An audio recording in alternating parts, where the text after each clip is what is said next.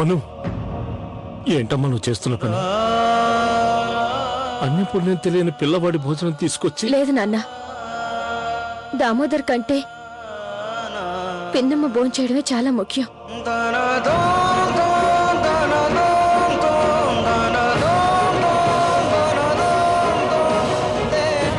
సుందరి,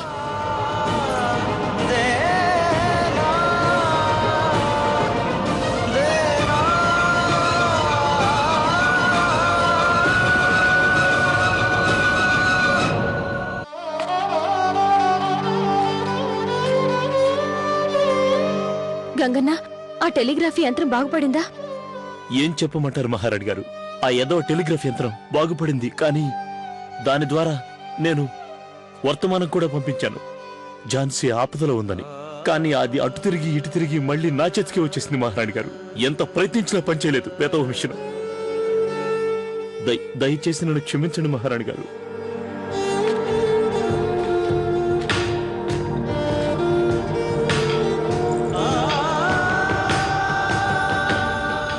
నాకు శక్తిని ప్రసాదించు. నేను నా ప్రజల్ని కాపాడగల శక్తిని నాకు ప్రసాదించు.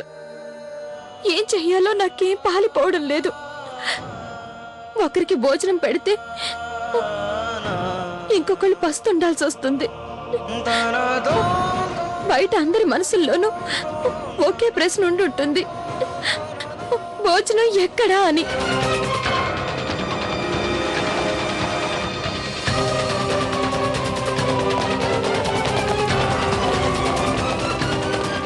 సార్, అదనపు సైనిక బలాలు వచ్చేసాయి.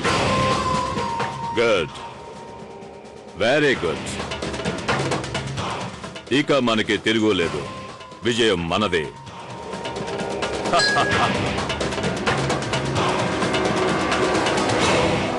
హ్యూబర్ట్ కి సాయం చేయడానికి ఆంగ్లేయ సైన్యం ఫిరంగులు సిద్ధంగా ఉన్నాయి, కానీ మన దగ్గర ఏ బలమూ లేదు. కొంచెం వ్యవధి దొరికితే చాలు. నేను కూడా నా సైన్యాన్ని సిద్ధం చేసుకోగలుగుతాను. మహారాణి గారు, కాసేపట్లో హ్యూబర్ట్కి మరో సైనిక దళం రాబోతుంది. వస్తోందా? అటు చూడండి మహారాణి గారు.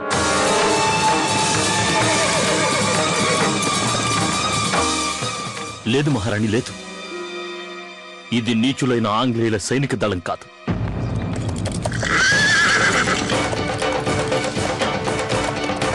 ఇది మన భారతీయ సైనిక దళంలా ఉంది. అది ఇలా భవనం వైపు ఎందుకు వస్తుందో నాకు ఏమీ అర్థం కావటం లేదు మహారాణి గారు.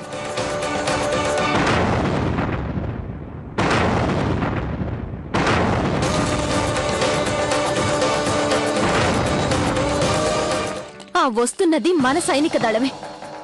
అది తెలియజేయడానికే వాళ్ళలా రంగుల్ని వెదజల్లుతున్నారు. మహారాణి గారు, అసలు వాళ్ళు ఎవరై ఉంటారు?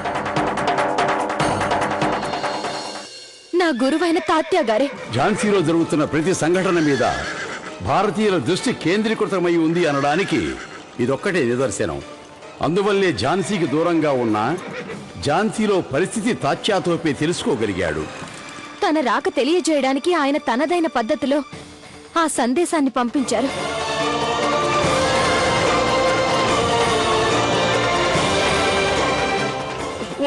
వద్దు, అంత పని చేయొద్దు. ఏం చేస్తున్నావు నువ్వు? ఆత్మహత్య చేసుకోవడం పాపం అని తెలీదా నీకు?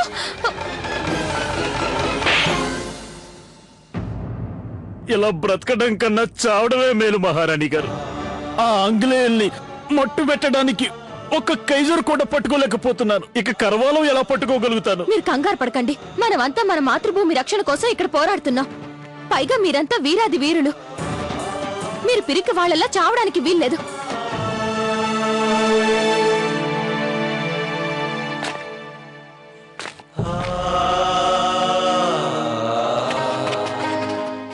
వినండి,